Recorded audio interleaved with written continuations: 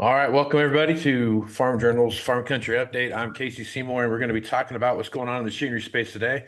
And I couldn't think of a couple of other guys to bring on here than Nathan Weishart at Hudson Equipment and Don Aberley at Titan Machinery to help me talk me through that, and kind of give you a brief background on myself. I've been in the equipment space for the past 20 years or so, and have a podcast called the Moving Iron Podcast and a industry meeting called the Moving Iron Summit. I put those together, and this beginning of this year, I started working for Farm Journal on the machinery side and kind of walking through what's going on there. But that's a little bit about me. So toss it over here, Nate. Introduce yourself and what you do for Hudson Equipment.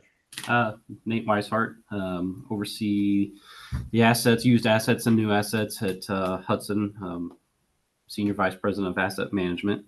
Been around the industry now.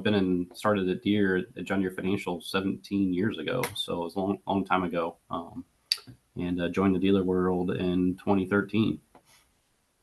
Right on. Don, how about yourself? I'm Don Aberley, Senior Manager here at Titan Machinery. I kind of run the used equipment department. I do the inside sales. Been at Titan for almost 25 years now. Various roles, ran the outlet division for a number of years and been used equipment majority over the last 8-9 years. So live and breathe used equipment. Right on. It's one of my favorite things to talk about. I really enjoy the used equipment space and what's going on there. So, Morgan, if you could go to the next slide. This is kind of what we're going to hit on today. So got the introductions going here. We're going to talk about the state of the used equipment market out from a big picture, trend wise, what we see happening in the marketplace, what's kind of sluggish, if anything, what's out there moving, those kind of things.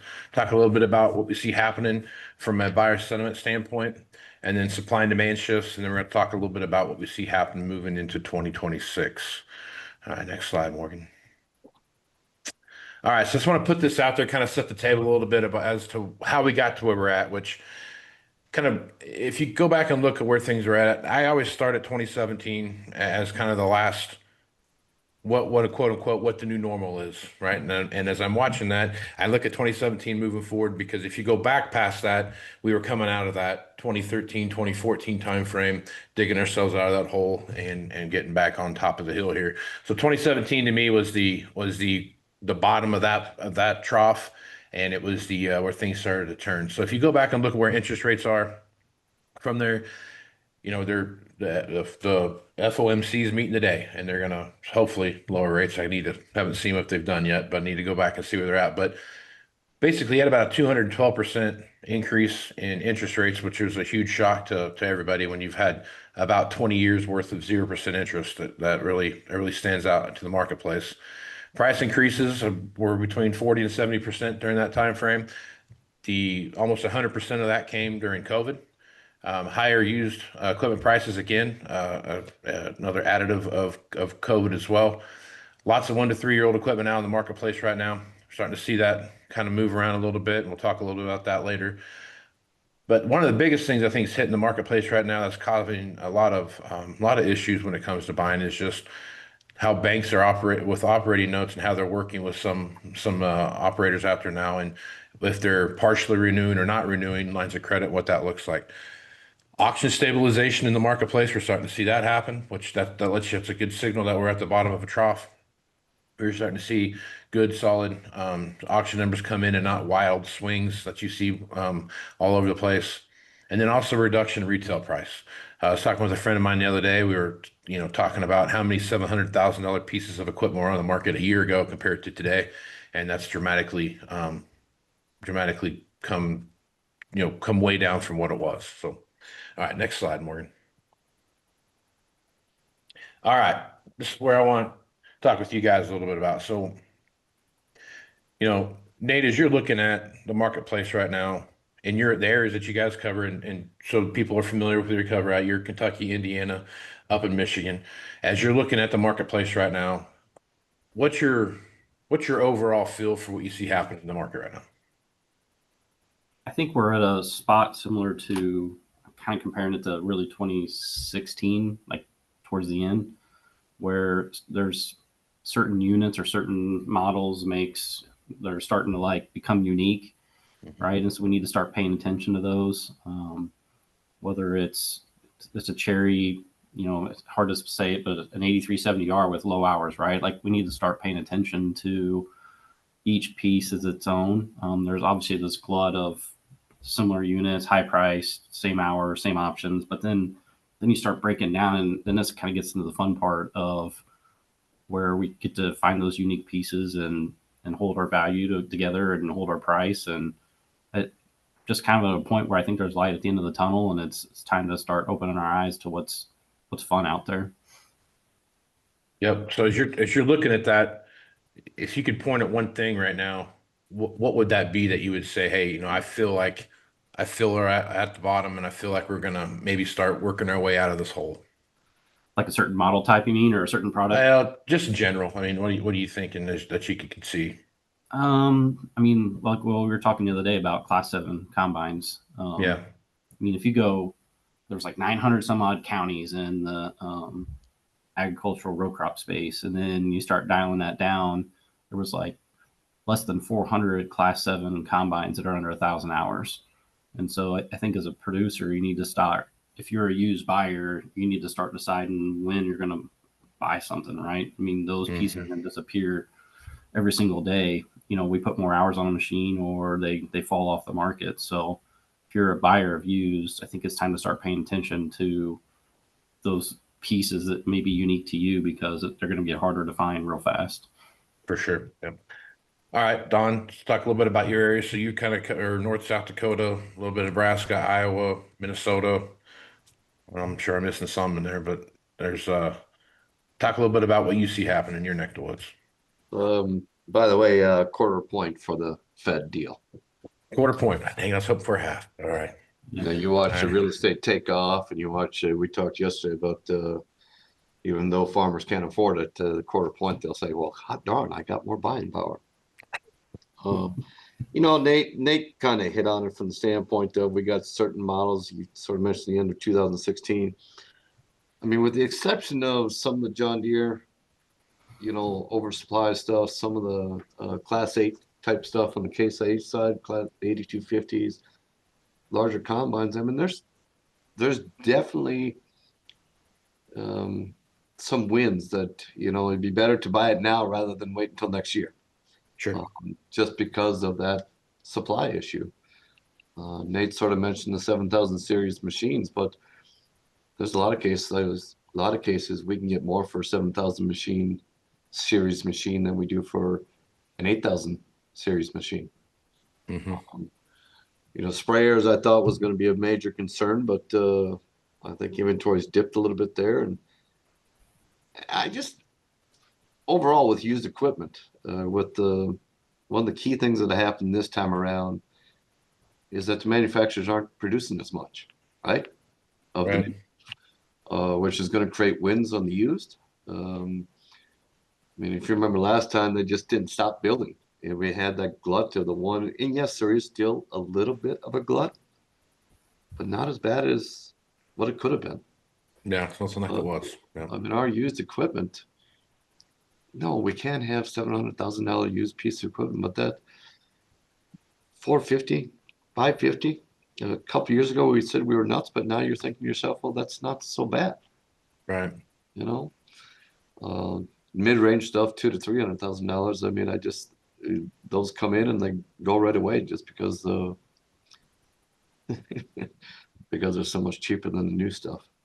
Yeah. I really feel end of 2026 or 2025 here that we'll have some wins, not a ton, but there'll be a little bit of wins. I was a little bit more bullish on the start of 2026, and I think that's been pushed back a little bit just because of the commodity prices. But I think used equipment over the next 2, 3, 4 years is going to be pretty good just because we're going to have a lack of new equipment hitting You're the right. marketplace. Yep.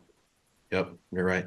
I've thought about this a lot over the last couple of months and kind of where we're at, and what we're headed into. I'm a lot like you, Don, where I thought end of 25 we would start seeing a pickup. We're seeing that pickup now, but it's not as as bullish as I thought it was going to be. Again, I kind of agree with what you're saying. You're going to get pushed out into 2026. I go back and look at 2008, 2009, coming out of the Great Recession.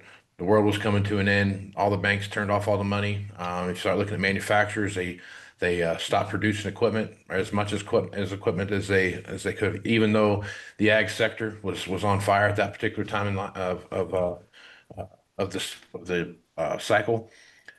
And if you look at how long it took to get things going, EOPs for 2008, 2009 was a slower time than what you would anticipate seeing for that.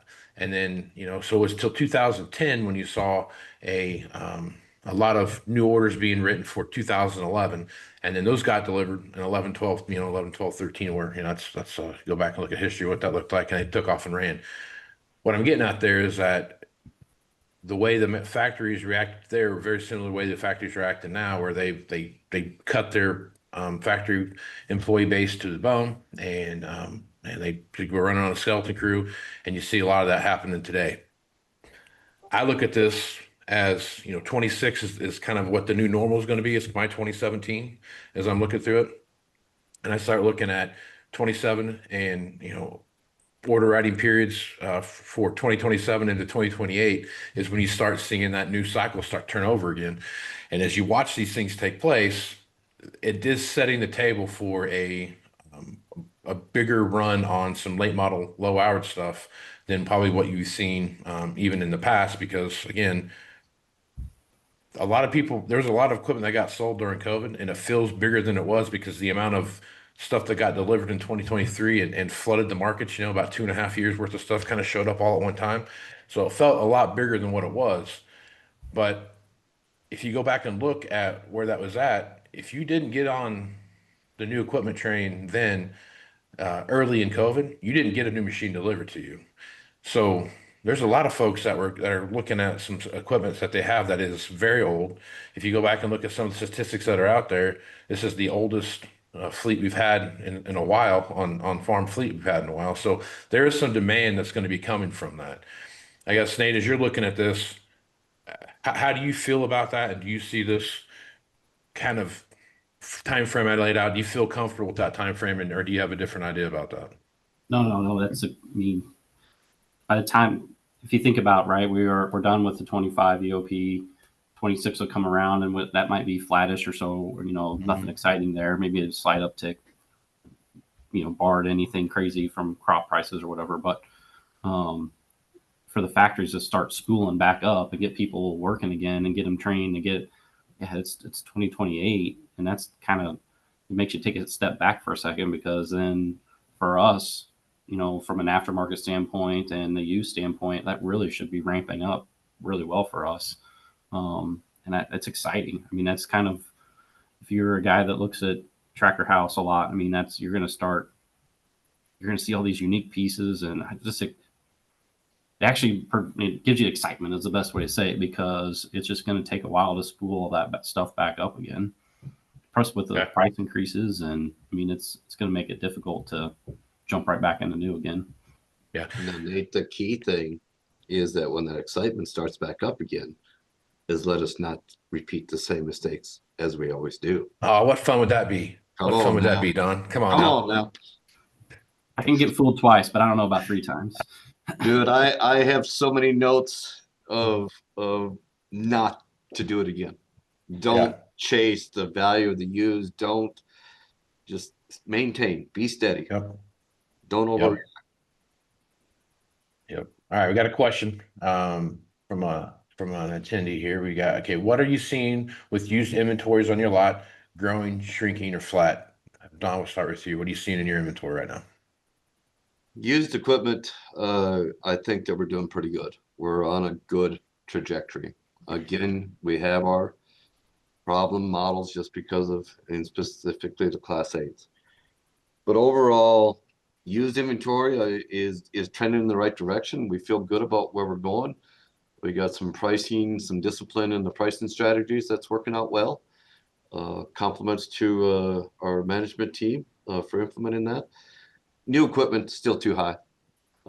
Again, you mentioned double orders. back in 2023, it's like everything came at once. Yep. You know, and then you couldn't get equipment, so then you're ordering all this other stuff to meet your revenue budgets, right? Of stuff you normally don't sell. And now we look back to our aged inventory and new, and it's just all that stuff that we ordered long on that maybe we shouldn't have. Yep. Nate, what are you seeing out there, man? We got a year in goal. We're chipping away at it, steady Eddie. Proud of the team and what they're doing. I think we'll hit our marks, and there's no doubt in my mind. Thing that I wish we had was a little bit better mixture, right? I mean, kind of feels like you hit this mud, get stuck in the mud with a lot of the same units, and you can't get out of it. So I kind of wish we had some more mixture, but that'll take care of itself in time.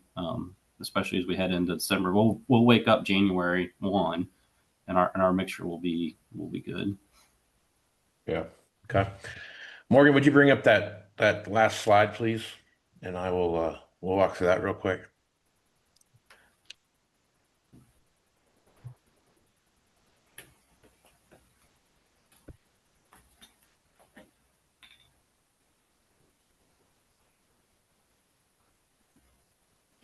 So this is something I put my favorite quote at the top of the slide. Those who do not know their history are doomed to repeat it.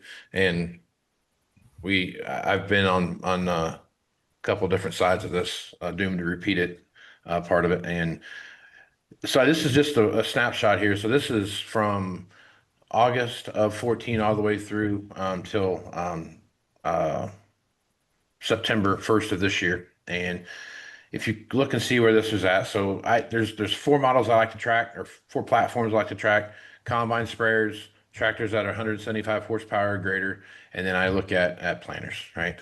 And the reason I track those things is, to me, those are the ones that really move the needle when you start looking at how the large ag pieces that are in the mix, right?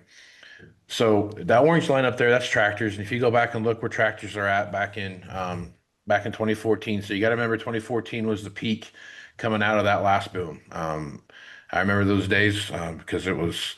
I felt like the only thing you could sell was at an auction, and that was the only place you were going to get something sold. And it was the number of units that were out there, and how that looked. But if you look where that's at, you see the big dip out there in the middle. That's COVID. What happened there, and how fast those machines came off the market, and how fast they came back in. What I'm liking about this that I see after so far is that if you look at where these lines are at, you see some of them that are trending up, some are trending down. But I'll say this: when you look at this and this time of the year, to me, these are very nominal movements in the marketplace. There's some seasonal stuff going on here. There's some machines that got delivered and those kind of things. But overall, the marketplace has really kind of stabilized, and we're starting to see some very even moments. If you go back and look at 17 into all the way through 17, all the way through 18, there was a few hundred machines swing in each one of those markets. Now, the flip side of that conversation is, if you go back and look at where this unit's setting at here in December of 24, which was the high part, and you go back here and look at where some of the stuff's at, we're back to 2018, 2019, 2020 levels of machinery. And the difference between this machinery now and that machinery then was about, 150%, right? So it's you're seeing a huge jump in price. So as these things start to move forward, you have to start thinking a little bit about how some stuff playing in. And I got a question here that I want to ask the group here. So, and this is on upgrade kits, right? So this is the 800-pound gorilla in the room, and what's that look like, right? So it says, do you see more producers utilizing performance upgrade kits versus upgrading to new or even low-hour used equipment? And I have my opinion on that, but I'll let you guys go first. So Nate, what's your thoughts on that question? Um, I, I think most people thinking about upgrade kits. First thing that comes to my mind was the pucks that we did for planners, and a lot of people have upgraded Mhm. to high speed planners. So then you kind of look into the sprayers, and I don't know if I don't I'm not really for sure if that'll be a big movement or not over the next year or two. Just my opinion, but Yep.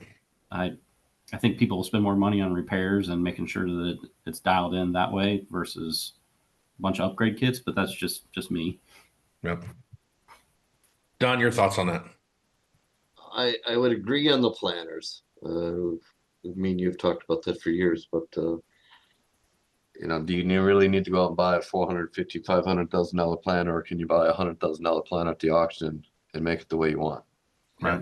Right. That part I see. I don't see sprayers. I don't see tractors. Of course, you have some manufacturers out there, the old refurbished to where they make them new, right? I mean, heck, you have Caterpillar that they literally have a whole company that buys back the old stuff, refurbish Yeah. it.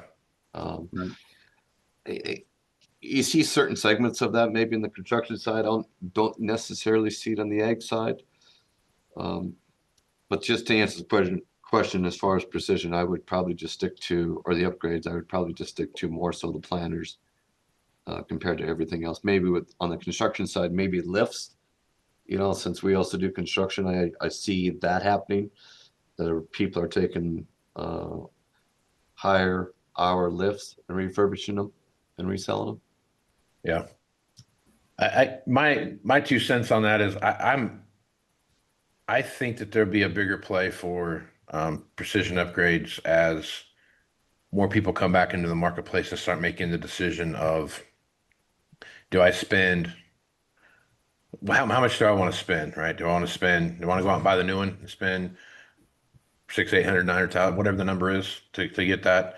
Um, or do I want to spend, 350,000 and do this, or do I want to spend a couple 100,000 and just incrementally make mine do what I needed to do when I needed to do it, type of thing. I I think that there's going to be some of that people are going to look at and people are going to work their way through. But as you're watching this stuff, the biggest thing that scares me about upgrade kits is what's that do to the used equipment space, right? Because now you're adding like a whole nother layer in there, of like just talk about planners, you have a planner out there, every planner on the market now, whether it's at the farm, at your lot, coming out of the factory line, wherever it's at, all those are all in direct competition with each other based around what's your ability to do that. And if you look at what um, Deere has their complete row unit set, and if you look at what Precision has for theirs, they have their complete row unit set with Cornerstone and what that looks like. Those two things completely change how you approach what you're doing. When you're going component by component on the Precision side versus a complete row unit, that changes things a lot. So you start looking through those things. I think that more people will take a look at that. Not maybe will they absolutely go down that path? I don't know, but it just adds another level of complexity into the buying pattern. So we'll I see what want to, happens there.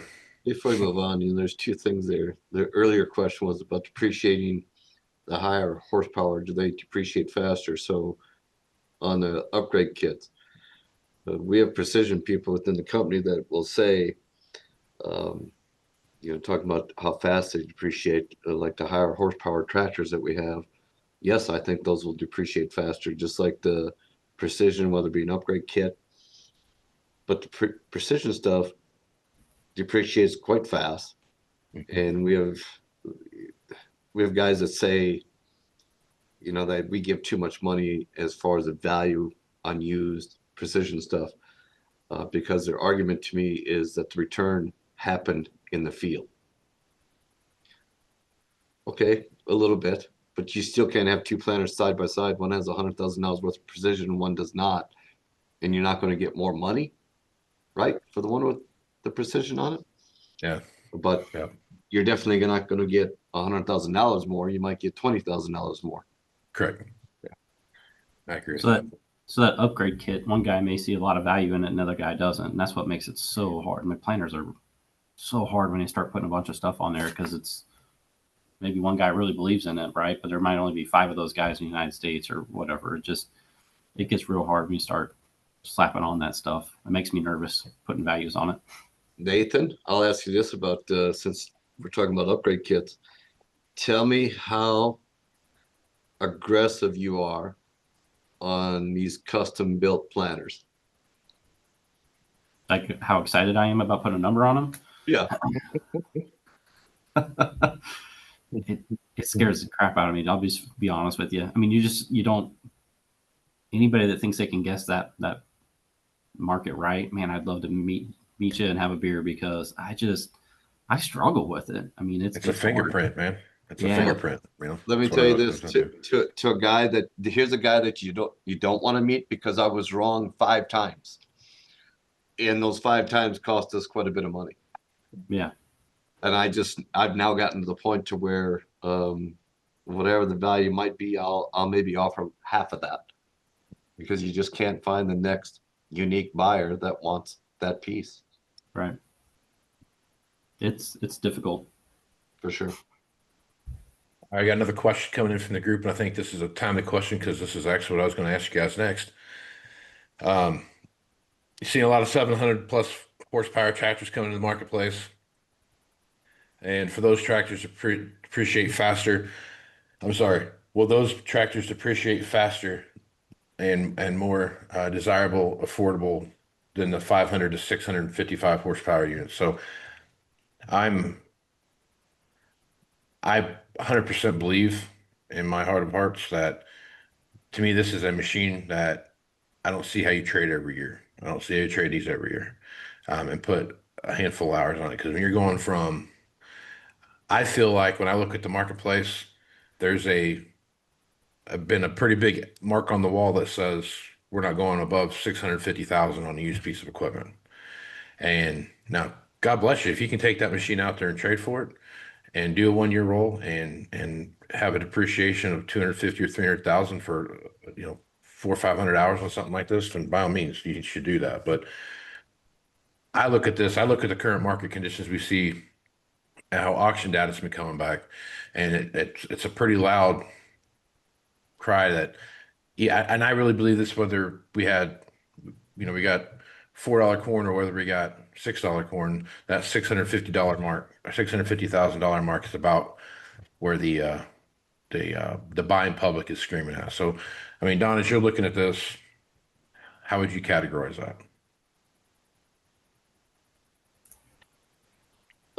Ditto to what you said. Do everything in my power to convince them not to do it. You can't. The manufacturers, yes, they'll come back and you'll start building stuff, but to generate that new sale, those key accounts. I mean, we're not going to sell new equipment anymore unless it's to a key account. Nathan, Casey, we're well aware of the discounts that they get on Mhm. a key account. Yep. You can't go and sell a brand new unit at 700 grand and then have a used unit on your lot for 700 grand or 750. There, Or that second tier buyer is not going to spend that kind of money. They need to run those higher dollar units for next year. The manufacturer is going to have to somehow, they'll never accept it, but you just can't. You can't have 700, 800,000. I think 600, 650 is the mark of high dollar used equipment. And yep. we got to somehow convince the key accounts if they want to do it. As we talked about, sometimes that key account actually has to do it. I mean, it's more advantageous to them Yeah. as it is to us for market share. But I don't see a ton of used equipment above that mark, Casey. Okay. Nate, what are your thoughts? I mean, same ditto, right? But I always tell the story of I had a mentor who came back from product intro, and I don't remember which combine it was. It might have been the 9650 came out or something like that. The combine that broke $100,000. And he sat down with his owner and he said, "We're never going to sell another 50. combine again. We're done. We're smoked." And he sold, I don't remember what they sold that year, but they sold combines, right? Mhm. And so I think that we get sticker shock. I mean, I remember one point in time when I said I wasn't going to buy a pickup over $50,000. Like, I'm done. I'm never going to do it again. And it happens. And so, um, do they need to keep them longer? Yeah, they need to keep those machines and run them longer so we can get them down to a price where that next tier person is. But the bigger question is does that next tier need all that horsepower? Exactly. Not everybody needs a F-350 big diesel truck, and so um, I think that's going to be one of the price to me. Like I think about that story from Ed that he told me, and a lot actually. And the price doesn't bother me as much as is who needs that horsepower, that next tier, right? And how does it work its way down through the system? That's my bigger question. I just have to share a personal story there about that pricing, and you said $100,000 um, combine. I remember the first time I sold a $150,000 tractor. Now, keep in mind, I grew up on a green farm, not a very successful farm. Bless my dad. Worked hard though. Um, but I just couldn't believe I sold a tractor, and I even called Dad up that day. I sold the tractor for $150,000, Dad. Can you believe it? I mean, the biggest tractor in our yard was maybe a John Deere 86 something, whatever, that Dad probably paid $30,000 for. And here I sold a brand new tractor for $150,000. Now that same tractor, a little bit more horsepower, but you're talking over $1 million list price. Mhm. Point of that story is the farmers or the industry always seems to adapt, if that's the right word. Mhm. So, Yeah. My hope at the end of the day is let's find a way to go smaller and faster, just like we did with the high speed planer, right? We didn't need a 48 row Bower bar. We went 24 row, went fast. So let's yeah. figure out how to do that. That's my hope. Yeah. Well, I think so too. And I think as you look at, when I was working at the Deere dealership and the high speed planter came out, I really thought we were going to go from a whole lot of 24 row planters down to a whole lot of 12 row planters, right? Because that's the whole thing, right? Yeah, Supposed to go. right. All that did was you just got a lot more 24 row planters that went faster. I mean, that's really Yeah, what it yeah. came down to. And I think that was an eye-opening experience for me, right? And I watched how how that market played into that. The big outlier here, I'm just going to kind of start talking about what we see happening through going into 26 is, and I think before we talk about that, I think this is an important thing to kind of keep your eye on the ball, and it's something I'm paying attention to is the difference between the markets that we're in now, the used equipment marketplaces that we're in now, and the used equipment marketplaces that we've come through is that two things have always been pretty constant, right? You have a used piece of equipment on your lot, on the farmer's lot, right? There were only two things you could ever do with that piece of equipment. You could trade it in on a new one or trade it in on a different used one, a new to me one, right? Or three, I guess you could keep what you have, right? But if you're going to do those things, those are your two options. Well, now you have about two other options based on how upgrade kits play into your situation. But I start looking at how autonomy starts playing into used equipment and what that starts looking like. And I keep running into equipment just gets ran longer and longer and longer because it's not, it's the, until something amazingly new comes out right now. And if you look at a lot of studies that come through and they look at, they ask a farmer to rank your from 1 to 10, what are your top 10 most important things on the farm when you go to buying? And equipment keeps going down that list, man. You know what I mean? When I first started, it was one or two. Now it's like you're lucky to see it in the top five anymore, right? And I think a lot of that is the amount of technology that's come out. There's a lot of technology coming out, but no one's really doing anything until that next iteration of technology comes out, right? So you might have 3 or 4 years before you get a real big wild swing in what's going on, and then they make that decision to move forward. When you start looking at autonomy and how that plays into it, I keep seeing I just don't see how you don't go from all right, I trade my tractor every 2 years. Now I'm gonna trade it every 5 years, or I'm gonna trade it when I need to trade it because I guess there's this next level of whatever comes out. Um, you guys thought about that at all when you're thinking about this? Like, just the buying habits of customers are changing, and it feels like everybody wants to get a little bit longer. As technology comes to play, it feels like technology is extending trade cycles more than it is shortening trade cycles. So do you think people will keep the equipment longer because they're not sitting in the seat, so to speak? not sitting in the seat, and they're going to have a good reason to move forward with something that is this, something that's going to really increase efficiency or something like that. Yeah. Well, or you could just have flat out this piece of equipment's not compatible with that piece of equipment, right? And so the next thing you know, you got to decide to upgrade the whole fleet, or what are you going to do when they write it in a different code, or however that works. But um, we might wake up one day and the next thing you know, you're not compatible with the new stuff that's out there. Yeah, that's yeah, yeah. I see You that. have Yeah, I mean, as a farmer that's around for a long time, they all have realized that you have to trade something, yeah, one piece in the farm every other year, whatever it may be. But at the end of the day, it's mechanical. It breaks down. It comes down yeah. to, am I going to spend $100,000 in repairs, or am I going to spend $100,000 buying something different? Right. The beautiful thing about our industry is we know that we make money off of parts and service. And we know that there's that trade cycle. Mhm. Um, you mentioned technology. Sure, that does drive some buying behaviors as far as I think the bigger farmers are that next guy that wants to get bigger.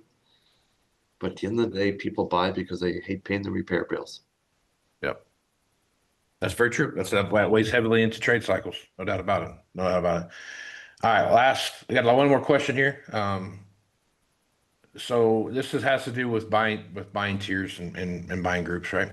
So are you seeing a gap growing between tiers, speaking on farm consolidation as big farmers get bigger? And I look at this, me personally, as I have classifications of buyers that I've used for a long time, and those you see people kind of jump in between those. I buy a new combine every couple of years, but I only run used tractors, right? And I want 1 to 2 year old tractors when I buy those type of things. What I'm seeing happen more than anything is that if anything, those buying groups are becoming more solidified as to this is the box I can work in, and I can't really get outside of that box. What are you seeing, Nate? And when you're looking at customers, what do you see happening? So I could talk about this for a long time, but obviously the average farm size is getting bigger, right? So Hmm. every single day we lose a farmer and another one gets bigger. Sure. Um, but in the same breath, go look at the plat book in 1965 and compare it to today. Like, a lot of those names aren't the same, so it evolves over time. Um, and I think what could we'd see more pressure on is maybe more buying groups more than consolidation, right? So Mhm. you'll go together with this guy, and you'll buy a package together or whatever, right? And that will entice the dealer to work and negotiate more. I mean, they're kind of really already doing that in seed and chemical, I think. So, Yeah. and we're probably starting to see sprinkles of it here within our industry, and we'll probably see more of that buying power come together more than anything. Yeah. I would ditto that. The thing about the buying patterns now, I think it's just more of a business transaction. Where years ago they were sitting in that seat and they're awfully proud. Now Right. they're sitting in their fancy pickup writing a check and talking on their iPad to their hired hand. Hmm. It's not such an emotional thing anymore. It's more of a business decision. Yeah. And I think that's the biggest change in to my tenure in the equipment business has been this was whenever something got traded in, this was dad's tractor, this was mom's tractor, this is our haying tractor that grandpa uses, like it was always attached to somebody, right? Right? And today I don't hear that nearly as much as I used to, right? If it was dad's tractor, they're talking about grandpa's whatever tractor that's in the barn that nobody uses anymore except for the Fourth of July parade type of thing. You know what I mean? Like Right. that's what you're talking about there. But it's very much a widget on the farm, and I think, we've talked about this, all of us have talked about this quite a bit, the commoditization of equipment and how the viewpoint of that is no different than a lot of guys look at fertilizer or fuel or chemical or whatever it might be. It's just another expense on the farm that I got to figure into my overhead costs of what my break even point is. And I think that's getting to be a bigger and bigger driving point of why I'm going to do what with the dollars that I have. And I think that again, I think that's why you see equipment keep falling down that list from to where it's at today. It's way down the list compared to was where I started, 20 years ago. So Mhm.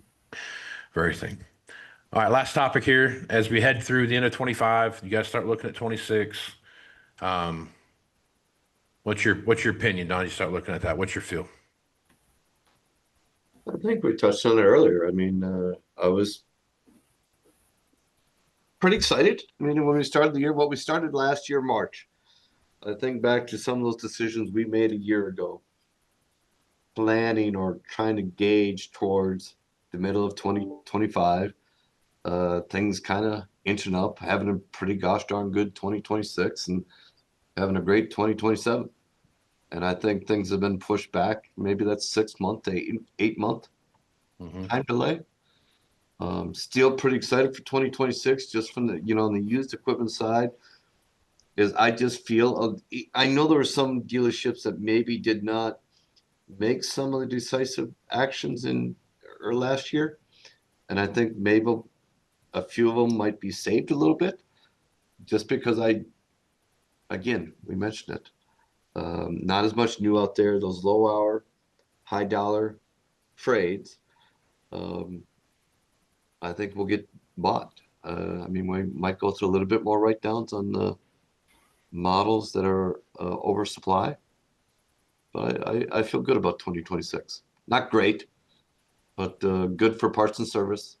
Um, they're still going to plant a crop, still going to harvest crop, still going to spray, Sure. still going to farm, um, and business just won't be as robust, but it'll be steady. For sure. Nate, what do you see? I mean, this remaining of the year, I'm looking forward to this hard sprint that I hope we're going to have here for the next whatever 65 days or so. Um, 2026 start off with. I'm never very happy in January and February. I don't know if it's the weather or what, but it just seems like we just collapse. Our industry does because they did all that buying in November and December. I'm just a miserable person during that time. You need to come to North Dakota in January. Make it even better. But I mean, then you take a step back and you think about what the supply of use is out there and the uniqueness that can exist with pieces. And I started to get jazzed up again, right? I mean, and I have spent a little bit of time in aftermarket. So you're right. We're going to sell parts and service and get that humming. And I think 26 is, it, it's not going to be the boom of 2013. It's not going to be the boom of 2022 or 23, wherever you want to stack that up. But man, like this is when people get to show their skill set. The dealers get to show their value. This is when your technicians, like you separate a bearing beater and a guy that swaps parts to a guy that's a real technician, right? Because they actually got to diagnose and figure out what's wrong with that machine. And I don't know, it's like makes it fun again, right? Because you actually get to be unique and show your value as a dealership and as an industry. And I as much as 20 the past year and a half or two has sucked, like this is gonna be fun in 26. I got I agree. a bit of advice for you, Nate.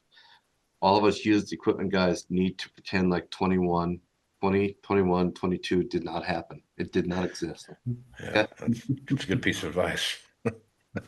Yeah, good piece of advice. Well, God, I agree with you. I think, I'm looking at the same thing. It feels like 26 is going to be that leveling out year where we can catch the breath and kind of get things rolling. So looking forward to what that looks like. And again, I think we have a great opportunity ahead of us to move some used equipment here as we look at what's going down. So, um, well, Nate, I appreciate you, Nate and Don. I appreciate you guys being on. You guys have any final thoughts you want to throw out there before we close things down? Oh man, looking forward to seeing you next week. Me too. So, I look forward to seeing you next week too, and stay positive. This is going to be a fun time. all right. Well, I appreciate everybody tuning in and being a part of this webinar. Hopefully, we can do some more of these down the road as things stack up. So I appreciate everybody being on there. Nate, Don, I appreciate you guys, and we'll catch you again here soon. Take care. Thanks.